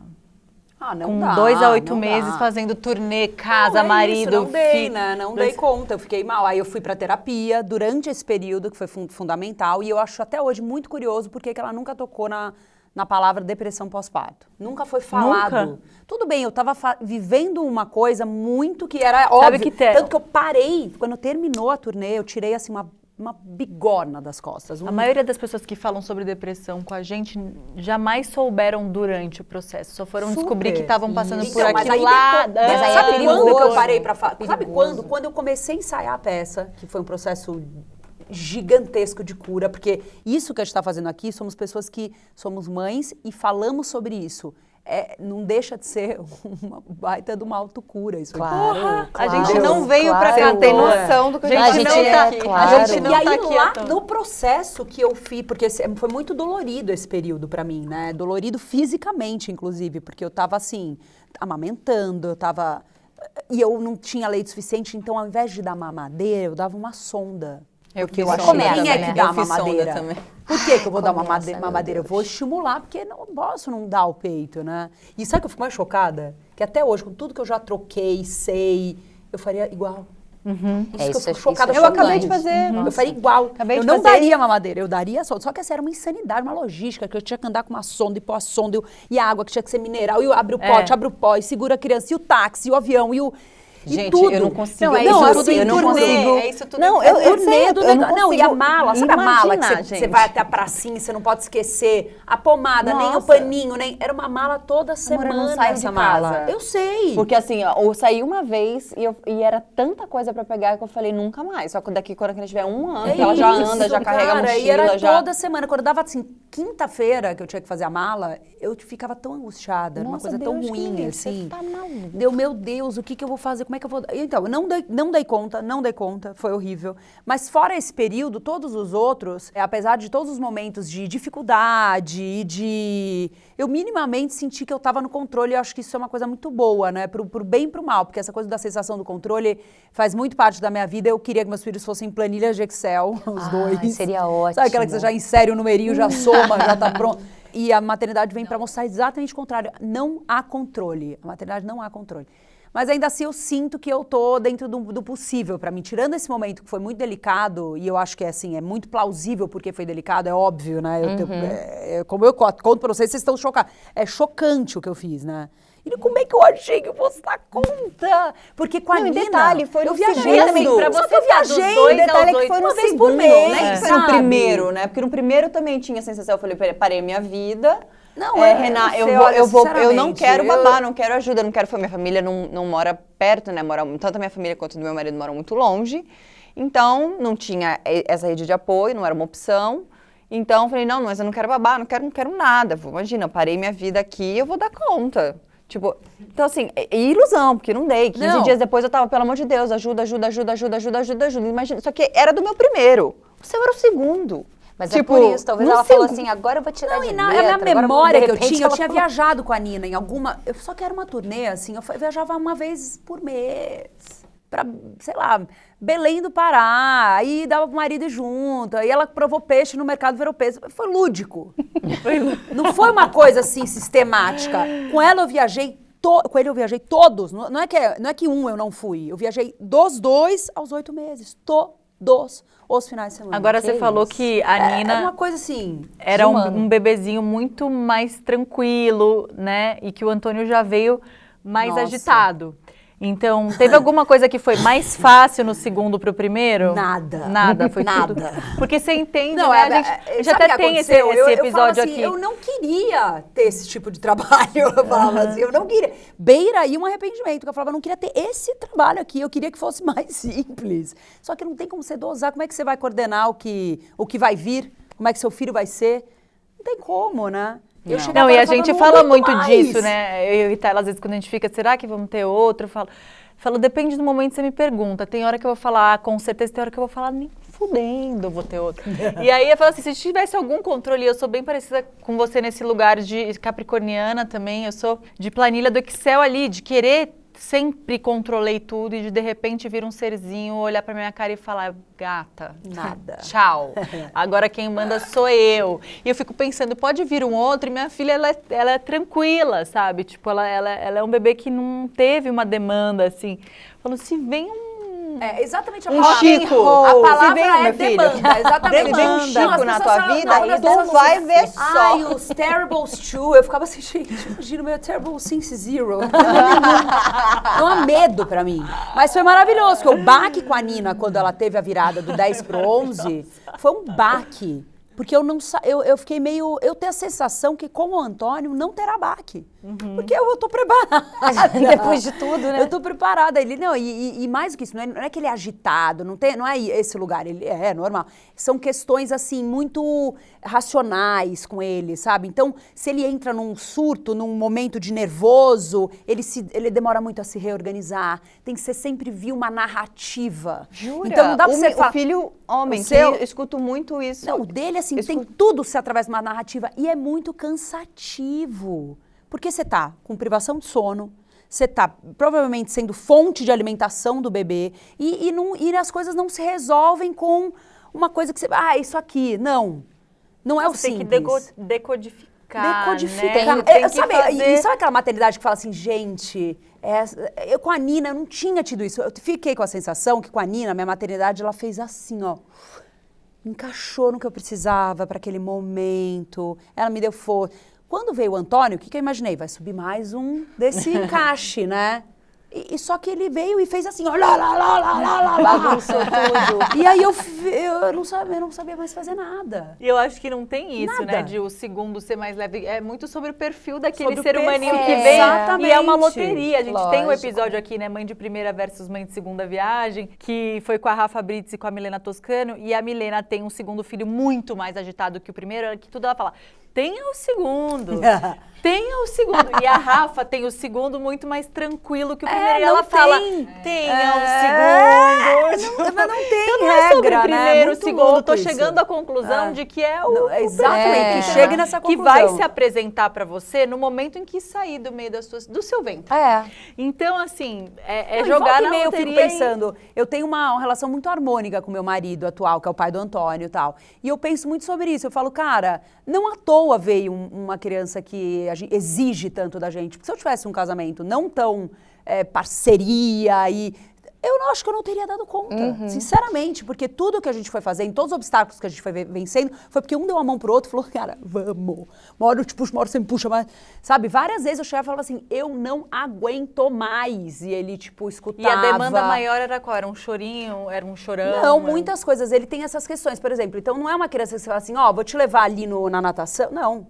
Ele vai chegar e ele vai avaliar se ele quer participar da natação. Você conhece o termo high need? Existe crianças ele é high need, ele deve ser com high certeza. need. Não, eu agora, aprendi inclusive, agora. a gente vai passar por eu um não sei especialista, o que é mas com isso. certeza, Vamos pra falar ele entrar sobre numa isso. terapia, porque tem coisa assim, ele não usa roupa nova. Meu guarda-roupa, ele parece da Mônica. Todas as mesmas roupas, com etiquetas cortadas. E aí vai aumentando cada vez mais essas coisas, né? Sim, Em é um high need, contrapartida, é um... Você tem que negociar tudo. Tudo, muito, muito negociável. Em contrapartida, é um menino, ele é, assim, apaixonante, porque ele é muito particular.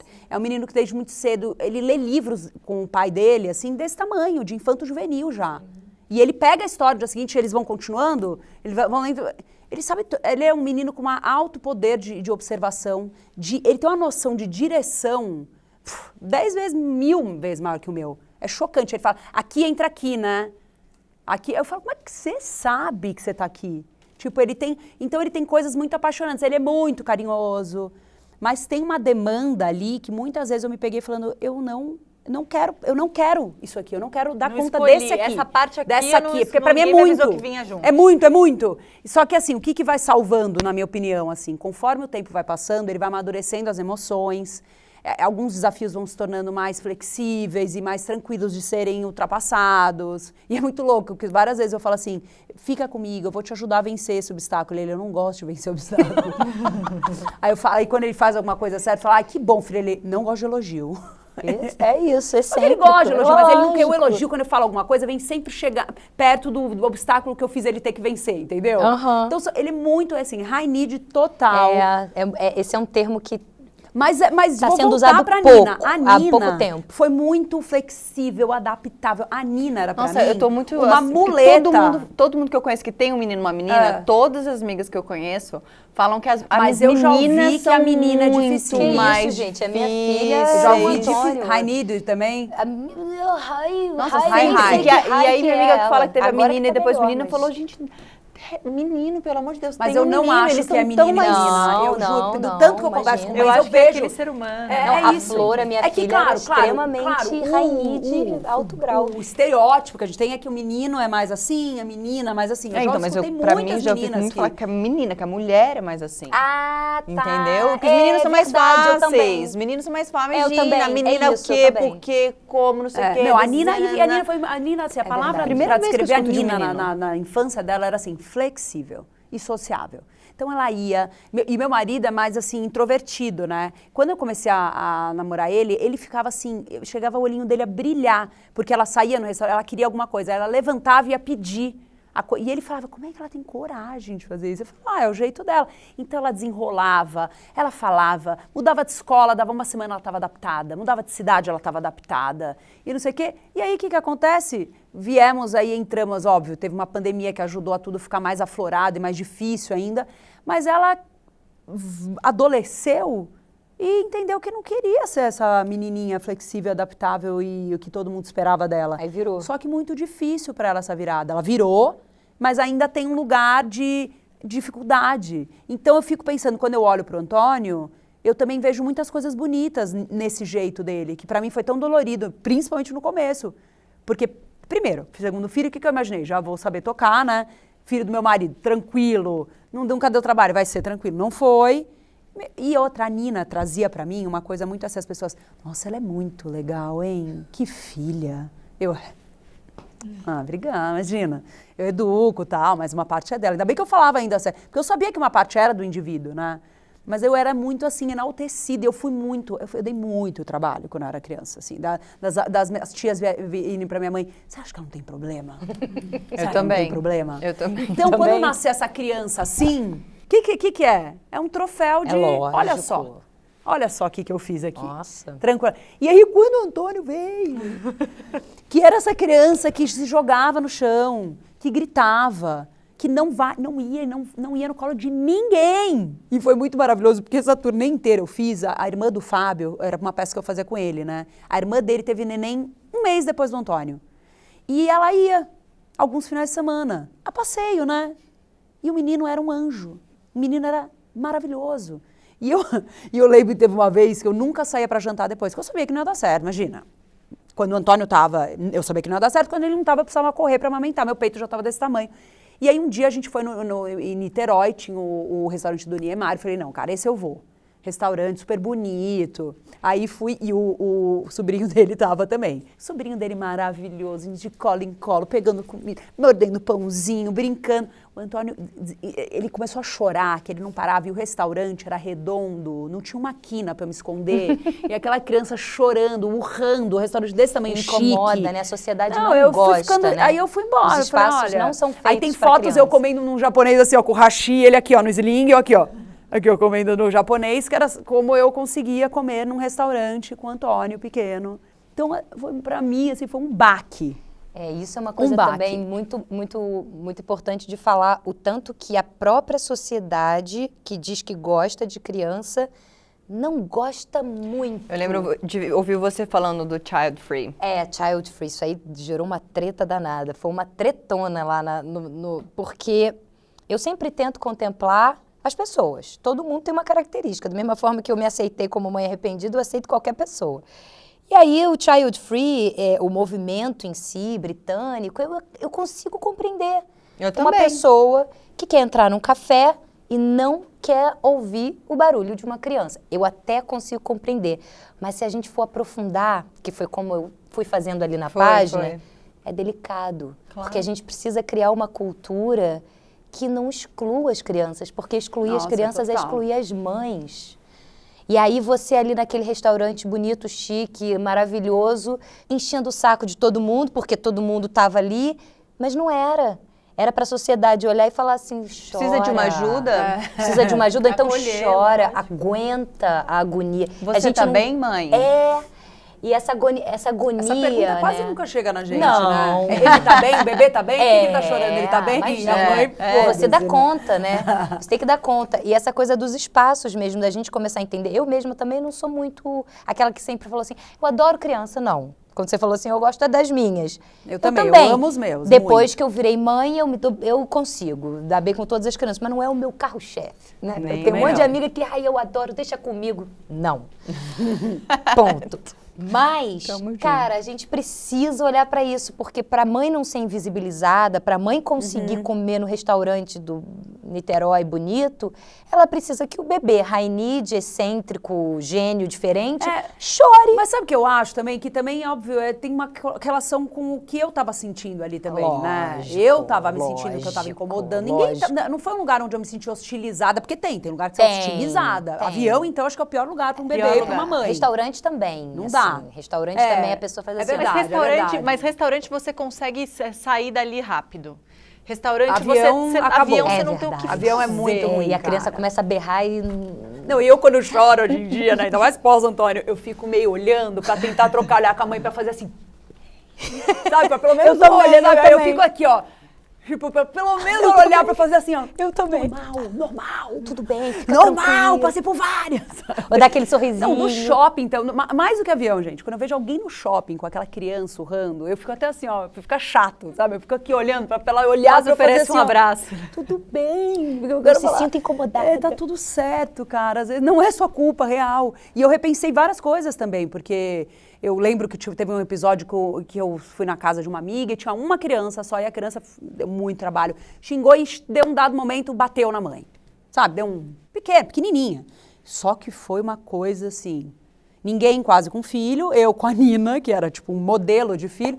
Ainda pensei, falei, deve estar tendo problema em casa, deve estar tendo. Tipo, hoje eu fico só, gente, eu não tenho problema em casa. Não é problema em casa não, tá tudo certo. Lá. É só uma merda. É uma questão aqui, ó, mas vamos resolver, tá tudo bem.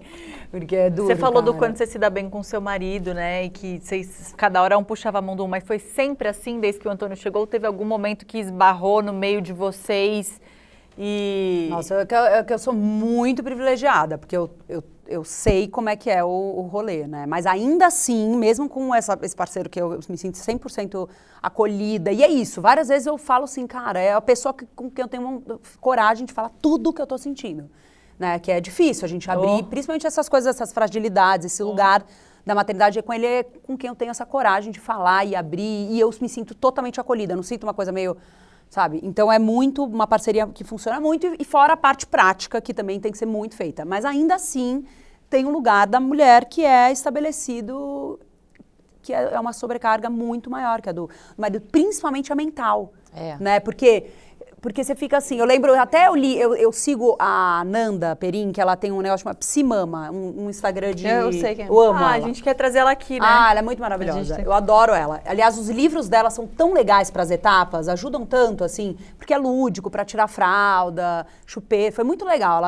Eu comprei vários livros dela, foi super importante lá em casa. Porque o Antônio é, tipo, lúdico, tem que ser tudo com narrativa, então para ele foi fundamental. E aí eu li uma coisa que era assim, o seu marido...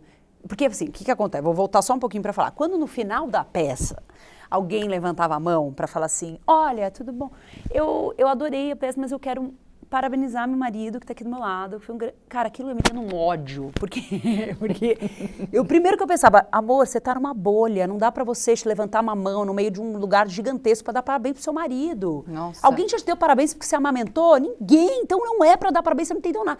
Eu tinha muita raiva, assim, até cheguei a, tipo, brigar e ser grossa no final, porque elas falavam com aquele olhinho marejado, e ela terminava e falava assim, não fez mais que obrigação, né? Que bom pra ele e pro filho. Aí cortava de um jeito... Era um gatilho negativo que me dava ali. Porque eu podia também não ser tão grossa. Mas aí, voltando pra essa coisa. Aí eu li isso da Nanda e fez tanto sentido pra mim, que eram umas perguntas assim. Seu marido é parceiro e tudo mais. Mas quem que vê que as meias estão pequenas? Quem que marca o médico? Quem que sai rapidinho do que tá fazendo e passa rapidinho no coisa pra comprar uns shortzinhos porque o short acabou e tá pequeno? E quem que vê a coisa da comida? Quem que pensa a lista da feira? Quem que monta a mala? A Quem que mala sabe é o o seu meu médico marido. toma? Só isso, mas o resto, cara. São coisas assim, pequenas coisas que somadas são coisas gigantescas, é um peso que a gente carrega, fora assim... Foi isso que eu falei pra vocês, que quando eu fiz a minha primeira viagenzinha, que era pra casa da minha amiga na Serra, e que eu entendi, ele tinha, sei lá, 3 meses, que eu entendi a quantidade de coisas que eu tinha que pensar se ele fosse picado pelo mosquito, eu tinha que levar não só o repelente, como um remédio antialérgico, porque podia...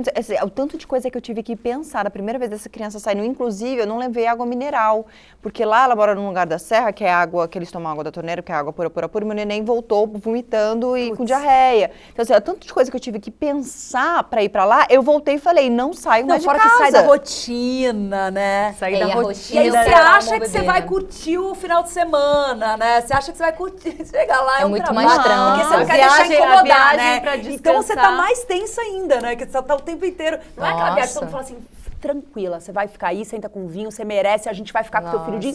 Uma viagem pra Não descansar. existe faz amigos você assim, eu volta acho, mais, eu não conheço, pelo Não, Você menos. volta Não. mais exausta do que saiu de casa. Essa Quando discussão. você acha amigos assim quando você encontra uma rede de apoio, que talvez nem eram seus amigos, mas são pessoas com filhos da mesma idade. Aí você acha esse lugar onde a pessoa fala assim, vai lá, eu vou ficar no colo com seu filho pra você. Você falou a parada do cansaço mental e de conseguir falar tudo pro seu parceiro de hoje, né? Eu tenho isso com o Renato, mas esses dias já tinham coisas que eu quis falar, mas eu tinha medo de decepcioná-lo. Porque esses dias eu tava chorando, muito cansada, mas o cansaço mental, porque eu tenho uma vida muito privilegiada, uma rede de apoio absurda, eu tenho ajudante em casa, enfim. Mas o meu psicológico, a mente, ela não para um segundo, né, na função mãe, um segundo. E eu mal ali, não sei o que, e ele, o que foi? Aí eu comecei a dividir, tá muito pesado, ele falou, vai viajar. Aí eu falei, acho que você não entendeu, não é sobre viajar, não vou conseguir viajar, não é sobre isso, tal, né? E aí eu, conversa, e uma hora eu falei, que bate nesse lugar, que eu falei, depois que eu falei, ai caramba, por que eu falei? Falei, eu sinto falta da Tayla viajando antes dele existir. Lógico, agora é diferente. Imagina, Mas assim, não existe mas, isso de mandar mas viajar. isso é a que coisa eu mais entendo, normal do mundo. Uma coisa é você estar arrependida, fato, né? Outra coisa é você passar por esses sentimentos. É o que ela fala, essa ambivalência, ela tem que nossa. ser falada na maternidade.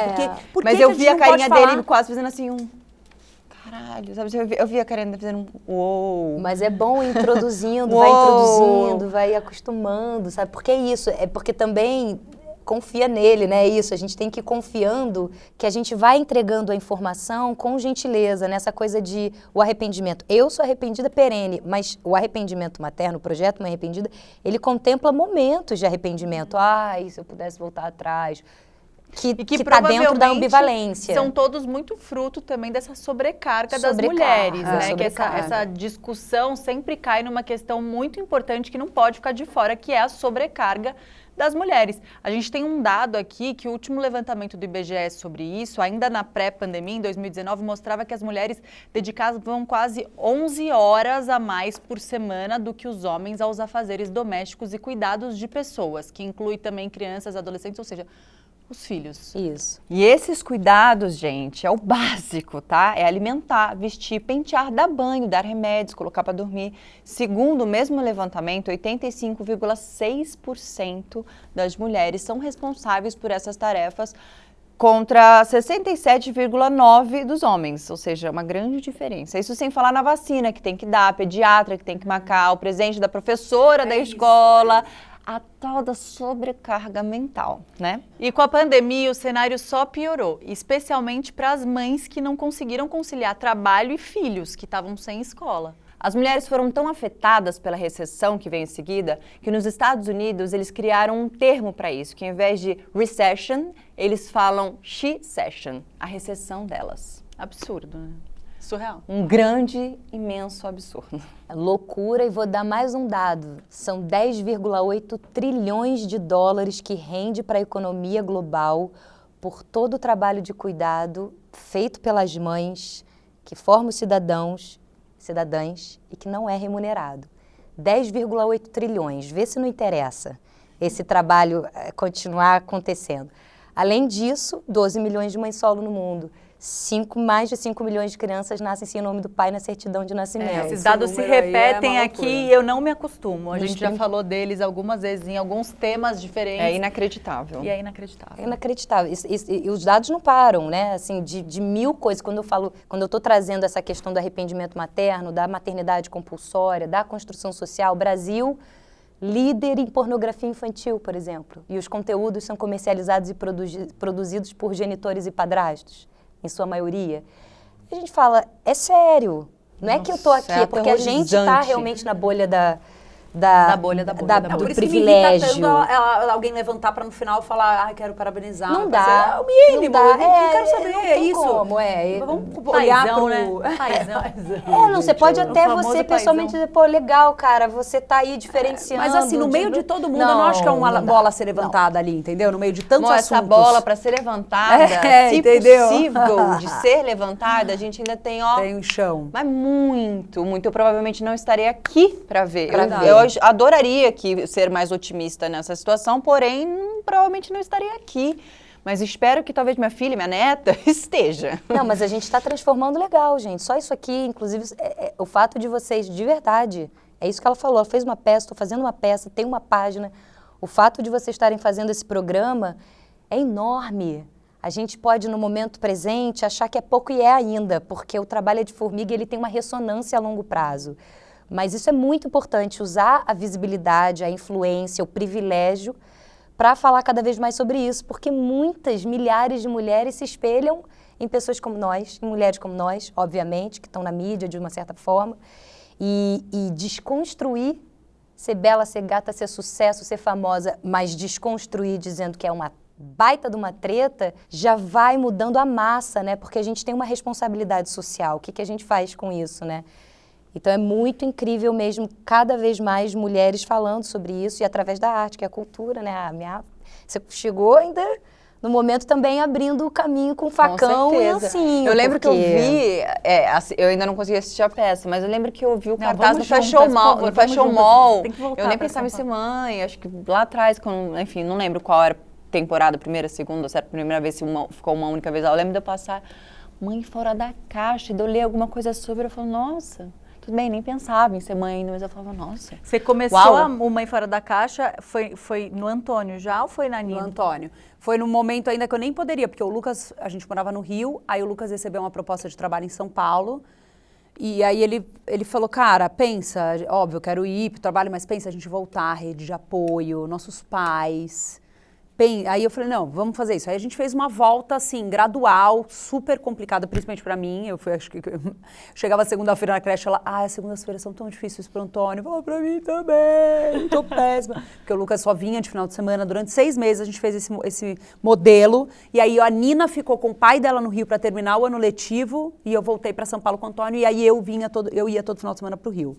Uma loucura. E aí, durante esse período, a minha função era, eu seguro as pontas, você sempre segura, minha vez de segurar para você, vai lá, vai ser feliz. E aí o Pablo Sanabio, que é o idealizador de tudo, ele me ligou, um dia eu estava saindo da terapia, que inclusive eu fui levar minha filha, ela falou, não precisa, mas você não quer ficar? Aí eu fiquei na terapia infantil, juro. Eu saía, sabe que você dá oi paciente? Era uma criança, um high five. Eu no consultório infantil, inacreditável. E aí eu saí da terapia, eu até estava revendo que eu quero fazer um post para agradecer essa temporada e tudo mais, e vi a mensagem que ele mandou. Quero muito falar com você, amiga, me liga. E aí eu liguei para ele, saindo dessa terapia, ele falou, cara, você já viu esse Instagram Mãe Fora da Caixa? Eu falei, olha, e ele tinha acabado de adotar a Manuela, então ele estava também cheio de sede por esse assunto e pesquisando, então ele se deparou com Mãe Fora da Caixa.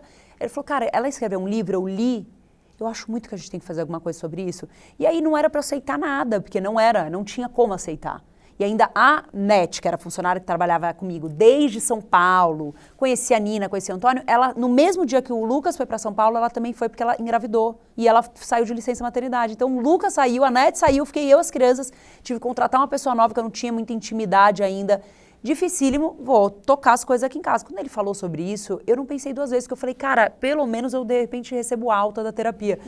E foi o que aconteceu, porque daí eu comecei a ensaiar e comecei a fazer tudo. Só que eu não tinha tempo, gente.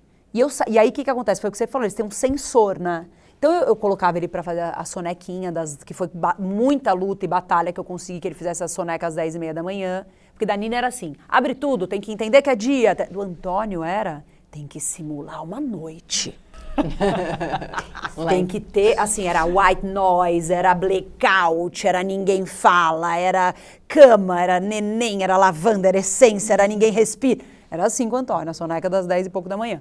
E aí, conforme eu ia colocando ele pra dormir, ele sacou que eu saía pra ensaiar, porque eles sacam tudo. Eles sacam tudo. E aí ele passou a não dormir mais, porque ele sabia que eu ia sair. E aí ele não dormia mais. Então eu saía, tipo, 10 e pouco da manhã, deixava com essa funcionária nova que eu não tinha intimidade e falava seja o que Deus quiser, e voltava quase 8 horas da noite com a Nina mandando mensagem, mamãe, hoje eu que fiz tudo, eu que troquei, eu que coloquei ele pra pelo dormir. menos você foi, né? Porque é isso. Fui, mas a mãe foi que não muito vai, dolorido, mas cara. Foi, Foi foi. você chegando aqui hoje, que Eu você não olhou fui. pra gente e falou, menina, vocês estão com um bebê de 10 É, e eu 9 não meses, fui. eu com 10 e 9 meses, como você falou? Eu tava babando de língua pra fora de 4, chamando Deus. E ele não vinha. Bom, gente, a gente tem que encerrar. A gente tá aqui, ó, a gente ficaria mais horas conversando. Mas eu recebi um detalhe aqui da minha diretora pedindo, pessoal, assim, hoje o episódio foi emocionante. A mãe gosta de bater no peito quando fala, porque todas nós batemos muito no microfone. Então não fiquem bravos com alguma interferência e tal. O papo foi empolgante aqui. A gente bate no peito essa maternidade, entendeu? O tempo todo. Então, por favor, compreensão. E minha conhecida costuma dizer que a maternidade seria a pior coisa se não fosse melhor. É nessa ambiguidade insana, vezes saborosa, vezes amarga, que a gente tenta seguir nosso baile. Até porque a desigualdade de gênero ainda é uma realidade. Até mesmo na Islândia, o país menos desigual nesse quesito no mundo. O jeito é continuar falando, trazendo essas questões à tona e discutindo, porque afinal é 1001 tetas mesmo e a gente já tá se acostumando. Será que a gente tá se acostumando, Mari? Sim. Será que Tá sendo intensivão. Será que é Se você curtiu esse episódio, corre lá no seu tocador favorito e já segue a gente para não perder os próximos. Nas redes sociais também. 1001 fica por aqui. Até a próxima. Muito obrigada, meninas. Muito Foi uma obrigada. delícia ter Obrigada. vocês aqui. Obrigada.